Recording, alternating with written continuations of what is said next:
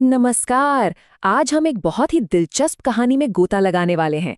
ये कहानी है ब्रह्मांड की रचना की और हम इसे जानेंगे शिव पुराण के नजरिए से। तो चलिए शुरू करते हैं ये सफर। तो हम जो भी बात करेंगे उसका आधार है शिव पुराण का ये अनुवाद।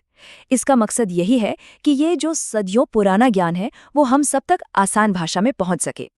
इसके प्रकाशक ने एक बहुत खूबसूरत बात कही है कि सबसे शुद्ध रत्न समंदर की तलहटी में या चट्टानों की गहराई में छिपे होते हैं।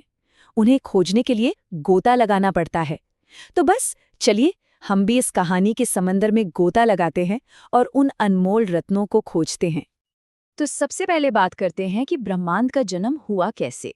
देखिए, ये कहानी किसी बिग बैंग या बड़े धमाके से शुरू नहीं होती, नहीं, बल्कि इसकी शुरुआत होती है एक बहुत ही शांत, एक विशाल खालीपन से। चलिए देखते हैं। तो शुरुआत में कुछ भी नहीं था, सिर्फ जल था। सोचिए, एक अनंत महासागर जिसमें हर चीज की, हर रचना की संभावना छुपी हुई थी। और इसी जल से सृष्टिकर्ता को एक नाम मिला, नारायण। नारायण का मतलब ही है वो जिसका घर, जिसका निवास जल में हो। तो ये नाम यहीं से आया। अब देखिए, यहीं पर हमें वो तीन महाशक्तियां देखने को मिलती हैं जिन्हें हम त्रिदेव के नाम से जानते हैं। ब्रह्मा यानी सृष्टिकर्ता, जो सब कुछ बनाते हैं। विष्णु, जो संरक्षक हैं, हर चीज का संतुलन बनाए रखते हैं। और शिव, जो संहारक हैं। मतलब ये तीनों मिलकर ही इस पूरे ब्रह्मांड का चक्र चलाते हैं, बनाना, संभालना और फिर अंत करना। ठीक है, तो अब तक तो सब कुछ निराकार था, है ना? अब देखते हैं कि इस विशाल ब्रह्मांड ने एक फिजिकल फॉर्म, एक असली रूप लेना कैसे शुरू किया। कहानी कहती है कि उसी ब्रह्मांडीय जल में अचानक एक सुनहरा अंडा प्रकट हुआ और उसी अंडे के अंदर सृष्टिकर्ता ब्रह्मा का जन्म हुआ। 1 साल तक वो उसी में रहे और फिर उन्होंने उस अंडे को 2 हिस्सों में तोड़ दिया और उन्हीं 2 हिस्सों से बना स्वर्ग और पृथ्वी। और कमाल की बात यह है कि उस एक अंडे से सिर्फ हमारी दुनिया नहीं बनी, नहीं, उससे बने पूरे 14 लोक, कुछ पृथ्वी के ऊपर और कुछ नीचे। तो अब स्टेज तो तैयार था, दुनिया बन चुकी थी, पर अब बारी थी इसे आबाद करने की। और ये जो आबादी की शुरुआत हुई ना, वो बहुत दिलचस्प है। इसकी शुरुआत शरीर से नहीं, बल्कि मन से, विचारों से हुई। तो सबसे पहले जो जीव बने वो थे 7 महान ऋषि, मरीचि, अत्रि और बाकी सब। ये कोई आम जन्म नहीं था, ये सीधे ब्रह्मा के मन से पैदा हुए थे। इसीलिए इन्हें मानस पुत्र भी कहते हैं। और इनका काम था दिव्य वंशों को आगे बढ़ाना। इसके बाद तो जैसे रचना का सिलसिला ही चल पड़ा। सृष्टिकर्ता के मुंह से देवता निकले, छाती से पितर और कटी से असुर। मतलब शरीर के अलग अलग हिस्सों से अलग अलग स्वभाव वाले जीव बनाए गए। यहाँ तक सब ठीक चल रहा था, पर अब कहानी में एक बहुत बड़ा मोड़ आता है। ये जो मन से रचना करने का तरीका था ना, वो एक जगह आके रुक गया।